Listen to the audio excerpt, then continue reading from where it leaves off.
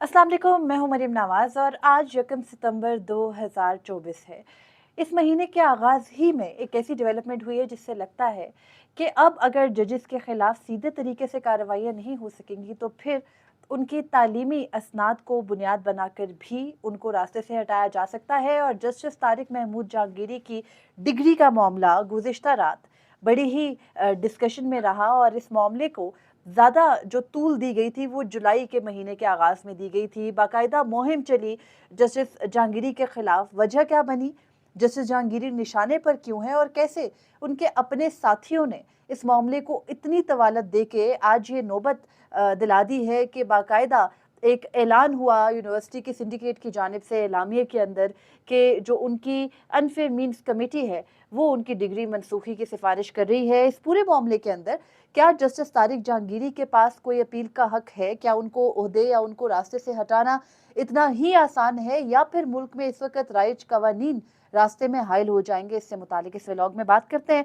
Justice Tariq Mahmood Jahangiri वो जज हैं जिन्होंने ना सिर्फ इस्लामाबाद हाई कोर्ट के 6 जजेस के साथ मिलकर वो खत लिखा था जिसमें उन्होंने अदलिया के अंदर एग्जेक्टिव बिलखसूस आईएसआई और हमारी एजेंसियों की मुदाखलत पर आवाज़ उठाई, बल्कि उन जजेस में भी शामिल हैं जिन्होंने इस वक्त इस्लामाबाद के अंदर जो तीनों हल्के हैं उनके ट्रिब्यूनल्स पर समाअत करें। मुख्तलिफ हाई कोर्ट के जजेस उनमें शुमार होता है जस्टिस जहांगीरी का। और जस्टिस जहांगीरी के खिलाफ हुकूमत बड़ी एक्टिव उस वक्त दिखाई दी जब जस्टिस जहांगीरी ने इस्लामाबाद के तीनों हलकों के जो फॉर्म 45 और फॉर्म 47 का तनाज़ा था उसको खोलने की एक इंडिकेशन दी या उसकी समाअत को आगे बढ़ाने की बात की। हालांकि तमाम तर कोशिशें की गई मौजूदा हुकूमत की जानिब से भी और इलेक्शन कमीशन की जानिब से भी कि किसी तरह जस्टिस जहांगीरी को रोका जाए। उन पर एतराज़ भी किया गया, लेकिन फिर हमने देखा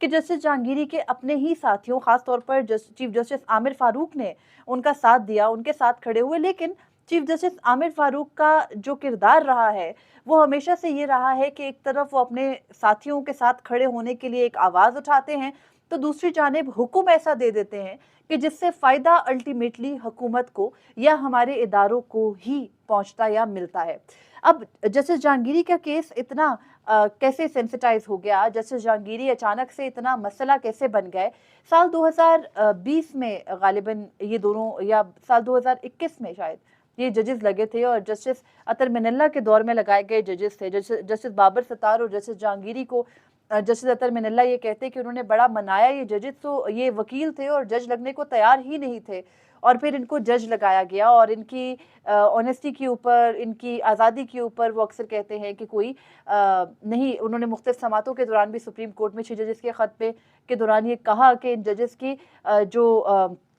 गैर जानबदारी है उस पर कोई सवाल नहीं उठाया जा सकता, उनकी जो डिग्निटी है उस पर सवाल नहीं उठाया जा सकता। लेकिन जस्टिस जहांगीरी का मामला कहाँ से उठा? जस्टिस जहांगीरी वो जज हैं जिनके घर से कैमरा बरामद हुआ था, जिनके कमरे में गालिबन, और वो कमरा उनके घर का गेस्ट रूम था या उनकी बेटी के इस्तेमाल में था, इस किस्म की इतलात हैं। और उस कमरे के अंदर से लाइट के अंदर एक कैमरा निकला था और उसके बाद फिर हमने देखा कि इस्लामाबाद हाई कोर्ट के सारे जजेस ने अपने साथ होने वाले वाक़यात पर मुशावरत की। एक ख़त लिखा chief justice of Pakistan justice Qazi Faez Isa के नाम 25 मार्च 2024 को, और उस ख़त के बाद हुकूमत ने एक इंक्वायरी कमीशन भी बनाया था। उस इंक्वायरी कमीशन के बाद वकला का ख़त आ गया, पूरे पाकिस्तान के वकला का, और उस ख़त के बाद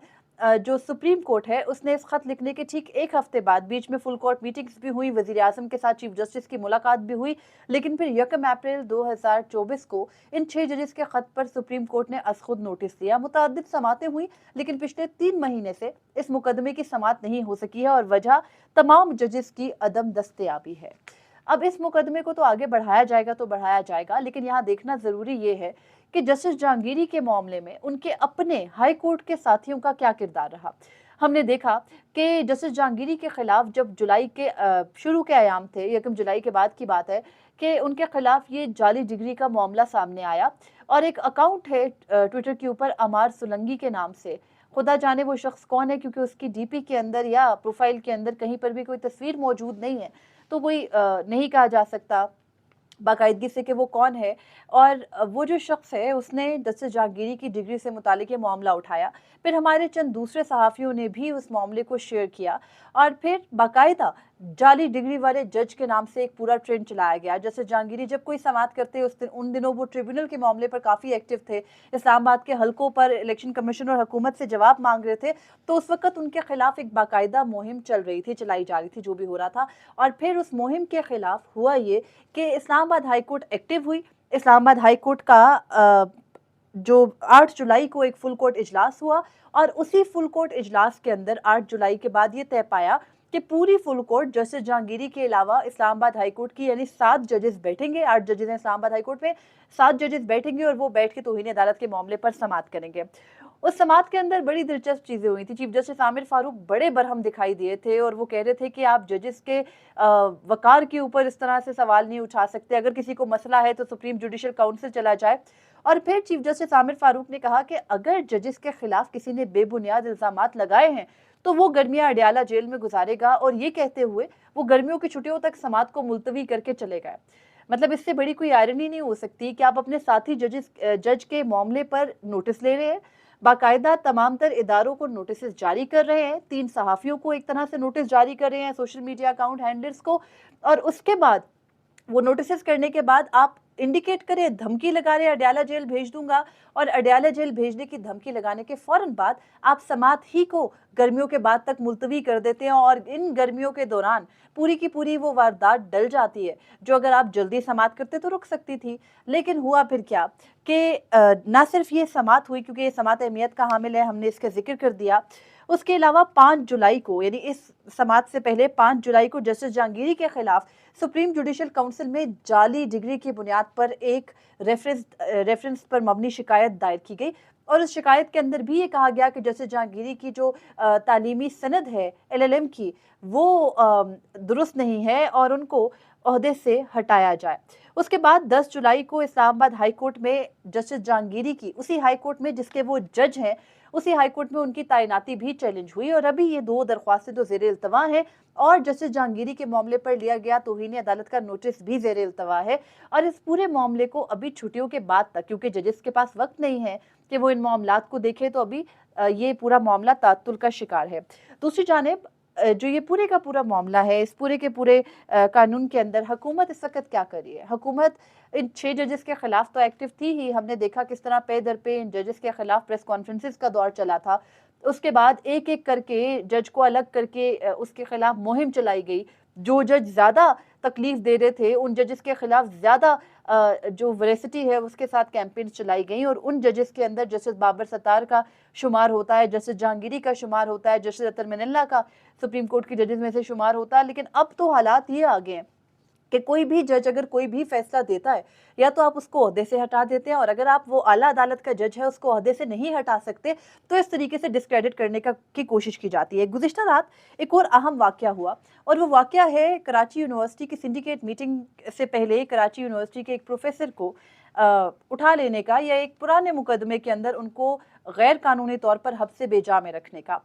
ये जो पूरा केस है इलीगल डिटेंशन का, इसमें प्रोफेसर रियाज जो है उनको उठाया गया गुज़िश्ता रोज़ कराची से, और कराची के मुख्तलिफ थानों में उनको ले जाया गया, और उनकी फैमिली उनको ट्रेस करती रही, वकला करते रहे। कराची के जो मुख्तलिफ पूरी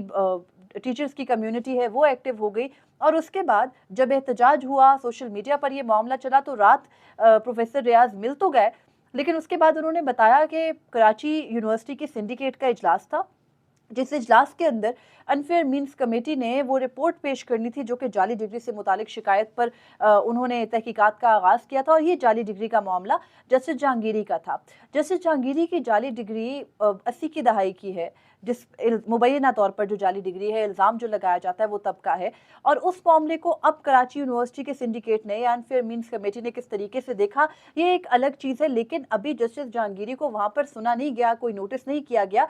अभी एक यूनिवर्सिटी के अंदर ही का मामला था कि वहाँ से आपको एक ऐसे प्रोफेसर को साइड पे करना पड़ा जो वोकल है, जो एक आवाज़ उठाता है इन मामलात पर, और जो ये कह रहे थे कि अभी जस्टिस जहांगीरी को सुना जाएगा। और बाकायदा प्रोफेसर रियाज ने रात मीडिया पर जो पैगामात दिए उनके अंदर उन्होंने कहा कि आज क्योंकि जस्टिस जहांगीरी से मुतालिक मामला था तो कमेटी जो सिंडिकेट कमेटी का इजलास था उससे पहले ही मुझे उठा लिया गया। खैर, उनकी अहलिया पर, उनकी फैमिली पर जो गुजरी वो तो एक अलग चीज़ है, लेकिन ये जो तमाम तर पूरा मामला था, इस मामले के बाद रात कराची यूनिवर्सिटी का आपने एक मेंबर साइड पे कर दिया, जो शायद आपसे मैनेज नहीं हो रहा था, और बाकी पूरी की पूरी जो यूनिवर्सिटी की कमेटी है उसको मैनेज करने के बाद एक एलामिया जारी होता है, और उस एलामिया के अंदर ये दर्ज है कि जो यूनिवर्सिटी है वो डिग्री मनसूखी की सिफारिश कर रही है। अब उसके बाद ये देखना है कि क्या जस्टिस जहांगीरी को ओहदे से हटाना इतना ही आसान है? क्या किसी जज को, जो किसी निचले लेवल का जज नहीं है, एक अरसा प्रैक्टिस कर चुका है और उस प्रैक्टिस के बाद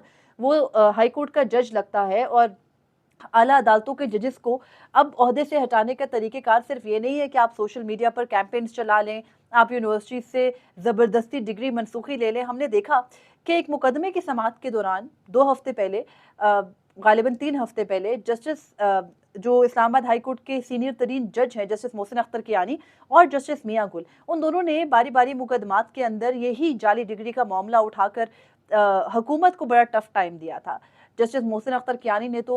जो कुछ एक ऑफिशियल्स की जाली डिग्री का मामला था उसमें ये तक कह दिया कि कराची यूनिवर्सिटी के अंदर जो तमाम तर रिकॉर्ड रखते हैं ना, अगर जज उनकी बात नहीं माने तो फिर वो डिग्री को जाली भी करार दे देते हैं। मतलब यहाँ तक उनके साथी इजहार कर चुके हैं अपने ख्यालात का। और फिर इसी तरह से एक जो हुकूमती वकील हैं वो पेश हुए जस्टिस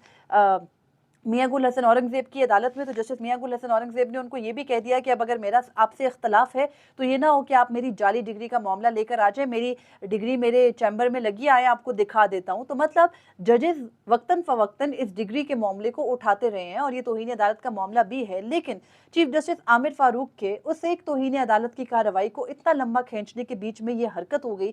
जो हमने गुज़िश्ता रोज़ देखी, और अब उसके बाद जज को मज़ीद क्या कोई सफ़र करना पड़ सकता है, कैसे उनको हटाने का तरीक़ेकार होगा।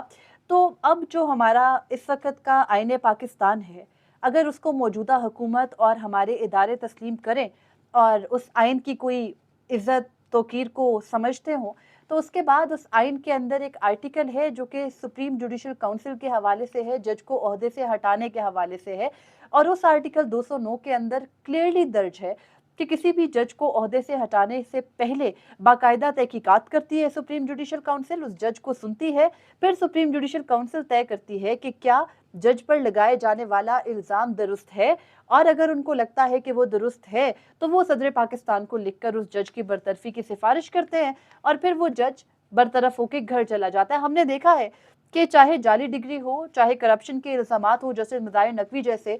जज को ओहदे से हटा देने के बाद आप उसके खिलाफ कोई कार्रवाई नहीं कर सकते। आपका कानून, आपका जो